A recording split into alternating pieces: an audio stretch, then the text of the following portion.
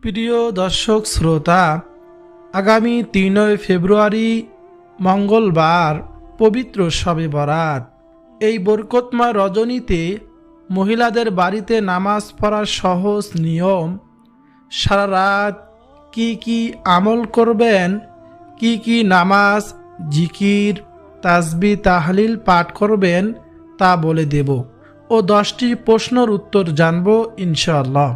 এ রাতের ফজিলত হলো, রাসূলুল্লাহ সাল্লাল্লাহু আলাইহি ওয়াসাল্লাম বলেন, যখন মধ্য শাবানের রাত আসে তখন তোমরা এই রাতে নফল ইবাদত করবে ও দিনের বেলা রোজা রাখবে। ইবনে মাজাহ শরীফের হাদিস। নবীজি সাল্লাল্লাহু আলাইহি ওয়াসাল্লাম অন্য এক হাদিসে বলেন, 14 শাবান দিবাগত রাত যখন আসে তখন তোমরা এ রাতে ইবাদত বন্দিগিতে কাটাও এবং দিনের বেলায় রোজা রাখো, কেননা এদিন সূর্য অস্তের পর আল্লাহ তাআলা দুনিয়ার আসমানে নেমে আসেন এবং আহ্বান করেন, কোনো ক্ষমা প্রার্থনাকারী আছো কি? আমি ক্ষমা করব। কোনো রিজিক প্রার্থনাকারী আছো কি? আমি রিজিক দেব। আছো কি কোনো বিপদগ্রস্ত? আমি উদ্ধার করব। আছো কি কোনো ঋণগ্রস্ত? আমি ঋণ থেকে ঋণ পরিশোধ করার ব্যবস্থা করে দেব। এভাবে ভোর পর্যন্ত আল্লাহ রাব্বুল আলামিন মানুষের বিভিন্ন প্রয়োজনের কথা উল্লেখ করে আহ্বান করতে থাকেন, ডাকতে থাকেন। বলুন না সুবহানাল্লাহ। প্রিয় দর্শক, ওই জন্য এই রাত্রিতে আমরা সারা রাত জেগে ইবাদত বন্দেগীর মাধ্যমে অতিবাহিত করব ইনশাআল্লাহ। প্রিয় দর্শক, যে 10টি প্রশ্নের উত্তর আমরা জানব তা হলো, 1 নম্বর প্রশ্ন, শবে বরাতে নির্দিষ্ট কোনো নামাজ আছে কি না। 2 নম্বরে, শবে বরাতে নামাজ কখন থেকে পড়া শুরু করবেন। 3 নম্বর প্রশ্ন, শবে বরাতে নামাজ মোট কত রাকাত। 4 নম্বর, শবে বরাতে নামাজ কি কি সূরা দিয়ে পড়বেন। 5 নম্বর, শবে বরাতে নামাজের নিয়ত কি। 6 নম্বর, এ রাতে আর কি কি নামাজ পড়া যাবে। 7 নম্বরে, 2 রাকাত বা 4 রাকাত নামাজের পর কি আমল, দোয়া, তাসবিহ, তাহলিল, জিকির, আজগার করবেন। সর্বশেষ 8 নম্বরে, কি নিয়মে মোনাজাত করলে আল্লাহ তাআলা কবুল করবেন। 9 নম্বরে, এই রাত্রিতে কখন থেকে ইবাদত বন্দেগী শুরু করতে হবে এবং 10 নম্বরে, ইবাদত বন্দেগী কখন শেষ করতে হবে। এই 10টি প্রশ্নের উত্তর একে একে আমরা জানব ইনশাআল্লাহ। প্রিয় দর্শক, আজকের আলোচনাটি নারী পুরুষ প্রত্যেকের জন্য খুবই উপকারী হবে। প্রিয় দর্শক, তাহলে চলুন একে একে প্রত্যেকটি প্রশ্নের উত্তর জেনে নেই। 1 নম্বর প্রশ্ন ছিল, শবে বরাতে নির্দিষ্ট কোনো নামাজ আছে কি না। উত্তর হলো, শবে বরাতে নির্দিষ্ট কোনো নামাজ, ফরজ, ওয়াজিব বা সুন্নতে মুআক্কাদা নামাজের কথা হাদিসে বর্ণিত হয়নি। শবে বরাতের রাতে ইবাদতের বিশেষ ফজিলত রয়েছে। এ রাতে যত ইবাদত আছে সবই নফল ইবাদত। শবে বরাতের রাতে কোরআন তেলাওয়াত, তাসবিহ, তাহলিল, জিকির, আজগার, দোয়া, ইস্তেগফার এবং নফল নামাজ পড়া যাবে। 2 নম্বর প্রশ্ন ছিল, শবে বরাতে নামাজ কখন থেকে পড়া শুরু করবেন। উত্তর হলো, মাগরিবের পর থেকেই মূলত আমাদের নামাজ ও ইবাদত শুরু করতে হবে।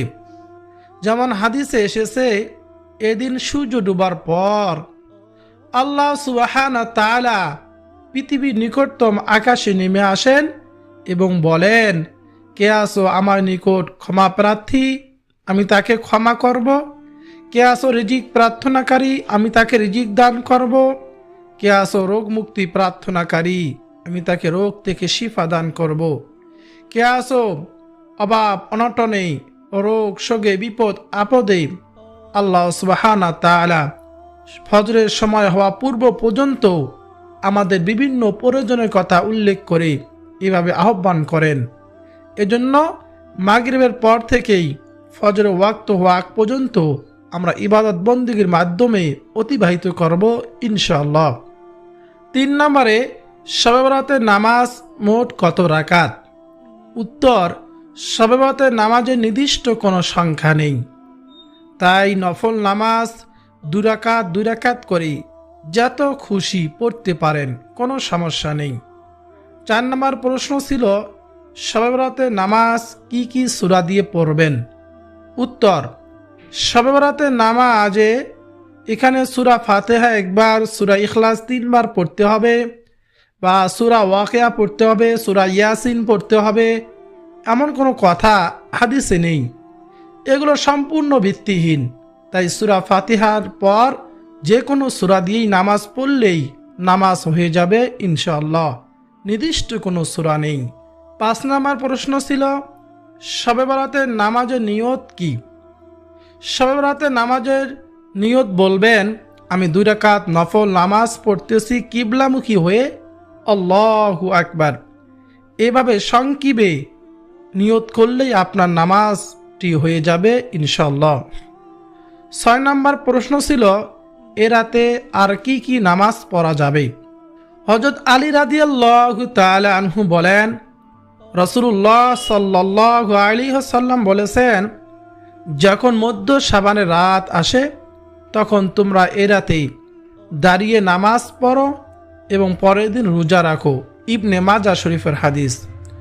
যেহেতু আল্লাহ তাআলার প্রিয় হাবিব রাসূলুল্লাহ সাল্লাল্লাহু আলাইহি ওয়াসাল্লাম নামাজ পড়ার নির্দেশ দিয়েছেন, সেহেতু আমরা এ রাতে কীভাবে নামাজের মাধ্যমে কাটাবো তার ব্যাপারে একটু আলোচনা করব।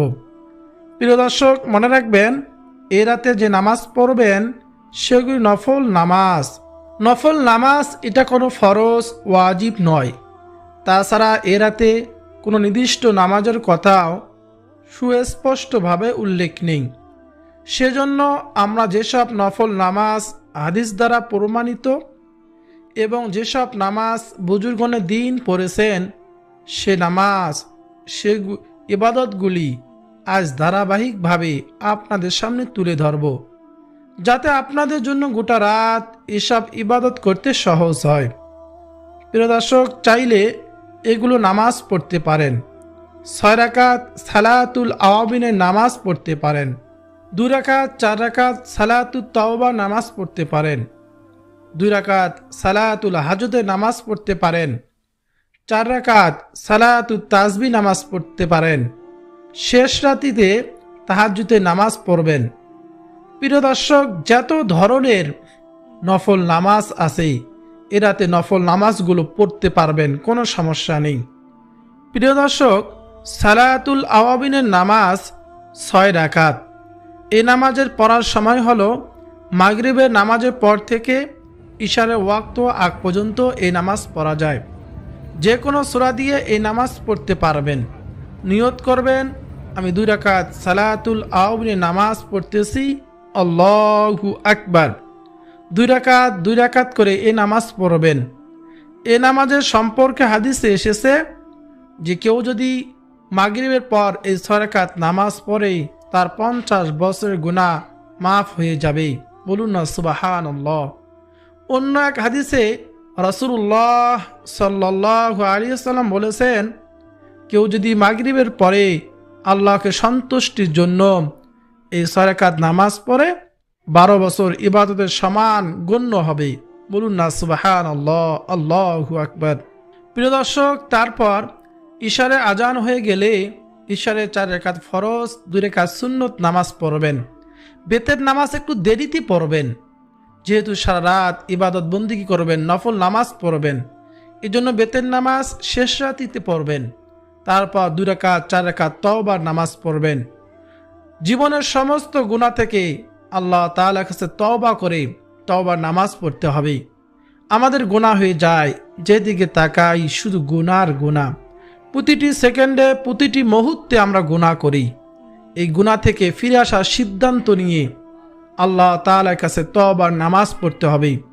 এ নামাজের নিয়ত এভাবে করবেন, আমি 2 রাকাত তওবার নামাজ আদায় করিতেছি আল্লাহ তাআলাকে সন্তুষ্টির জন্য, আল্লাহু আকবার। সূরা ফাতিহার সঙ্গে যে কোনো সূরা দিয়ে আপনি এই নামাজ পড়তে পারবেন। তারপর 2 রাকাত সালাতুল হাজতের নামাজ পড়তে পারেন। একই নিয়মে নিয়ত করবেন, আমি 2 রাকাত সালাতুল হাজতের নামাজ পড়তেছি, আল্লাহু আকবার। যে কোনো সূরা দিয়ে আপনি এই নামাজ পড়বেন। তারপর 4 রাকাত সালাতুত তাসবিহ নামাজ। এই নামাজ সম্পর্কে আল্লাহ রসুল সাল্লাল্লাহু আলাইহি ওয়াসাল্লাম বলেছেন, যদি পারেন প্রত্যেক দিন এই নামাজ পড়ার জন্য, না পারলে প্রত্যেক সপ্তাহ, তাও না পারলে প্রত্যেক মাসে একবার, তাও যদি পড়তে না পারেন তাহলে বৎসরে একবার, তাও যদি পড়তে না পারেন জীবনে একবার হলেও সালাতুত তাসবিহ নামাজ পড়ার নির্দেশ দিয়েছেন নবীজি সাল্লাল্লাহু আলাইহি ওয়াসাল্লাম। এ নামাজ পড়লে বিগত জীবনের সমস্ত গুনাহ, ইচ্ছাকৃত অনিচ্ছাকৃত, গোপন প্রকাশ্য সকল গুনাহ আল্লাহ সুবহানাহু ওয়া তাআলা ক্ষমা করে দিবেন, মাফ করে দিবেন। এই নামাজ পড়ার নির্দিষ্ট নিয়ম আছে। এই নামাজ 4 রাকাত নামাজ পড়তে একটি তাসবিহ রয়েছে, সুবহানাল্লাহি ওয়ালহামদুলিল্লাহি ওয়ালা ইলাহা ইল্লাল্লাহু আল্লাহু আকবার। এই তাসবিহটি প্রত্যেক রাকাতে 75 বার পড়তে হয়।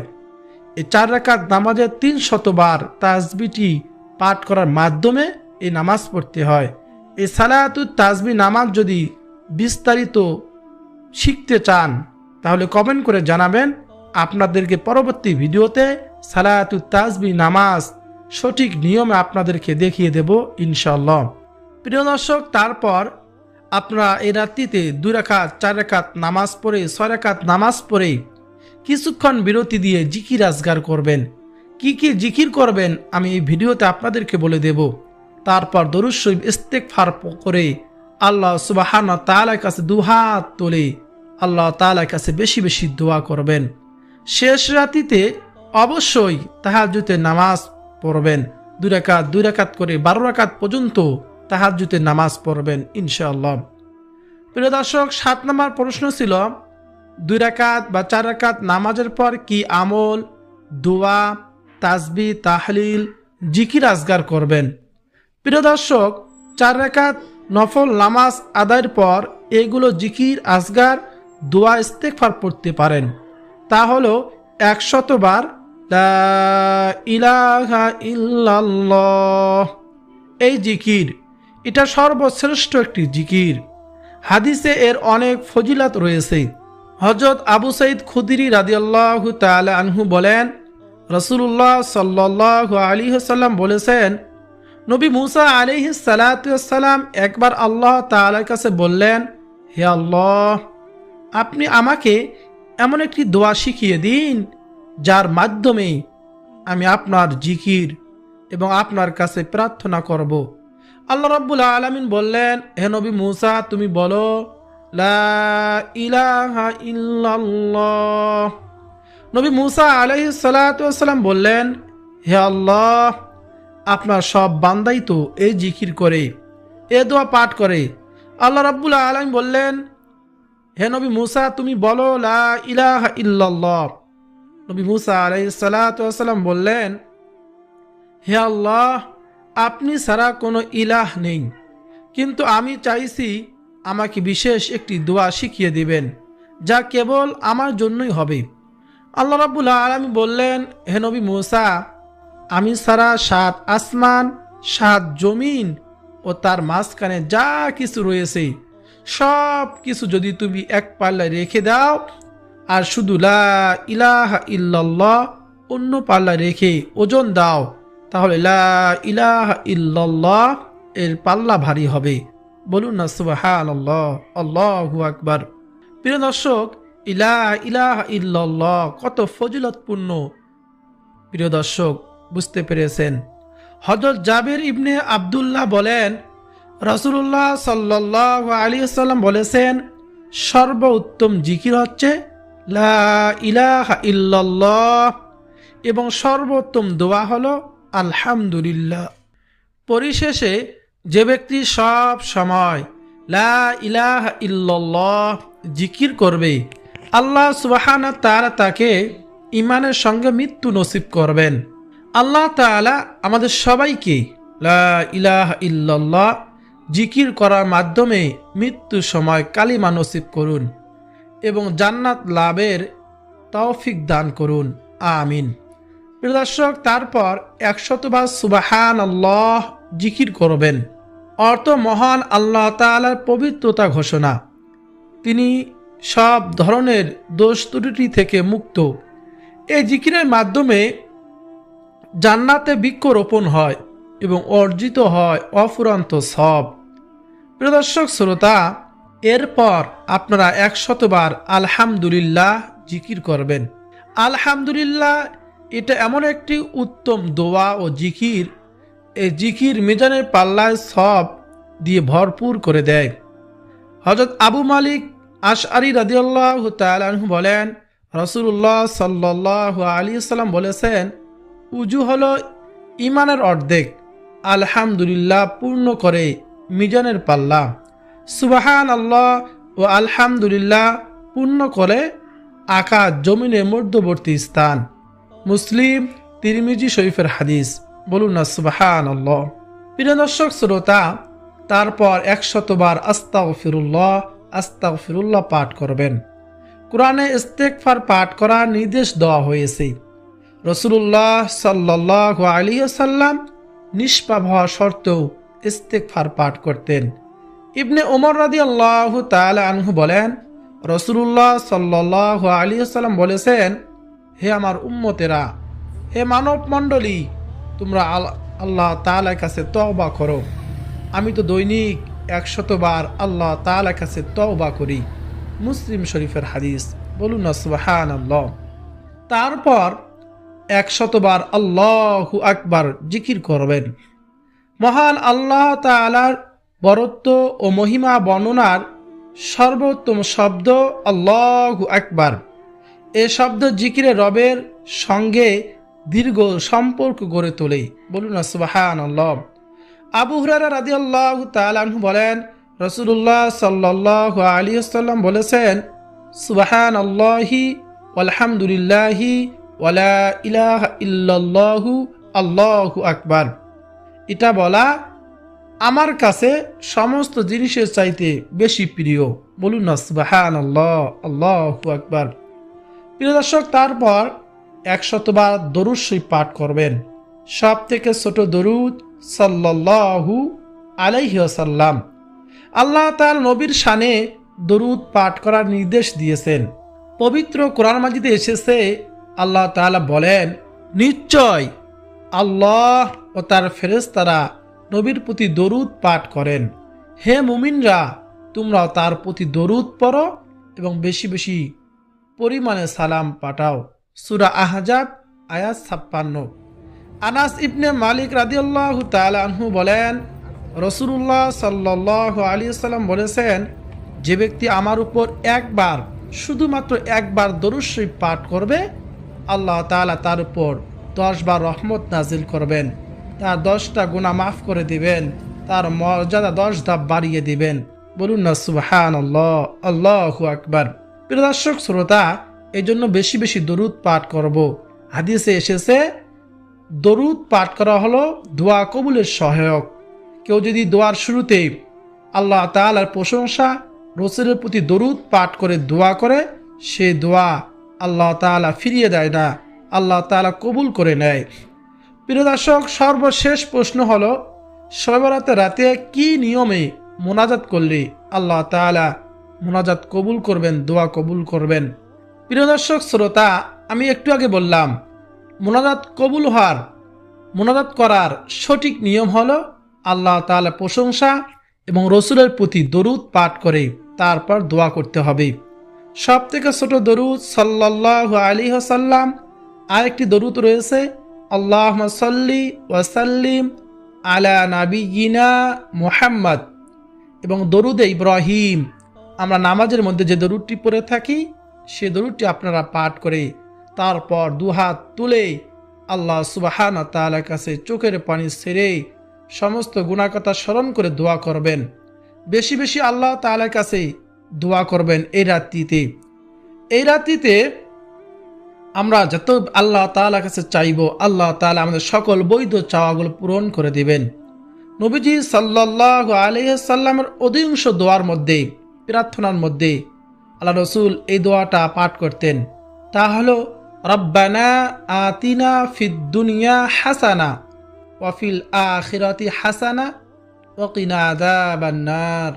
অর্থ হলো রব্বানা আতিনা ফিদ দুনিয়া হাসানা, হে আল্লাহ আমাদের দুনিয়ায় কল্যাণ দান করুন, ওয়া ফিল আখিরাতি হাসানা আখিরাতের কল্যাণ দান করুন, ওয়া কিনা আযাবান নার এবং জাহান্নামের আগুন থেকে আমাকে রক্ষা করুন।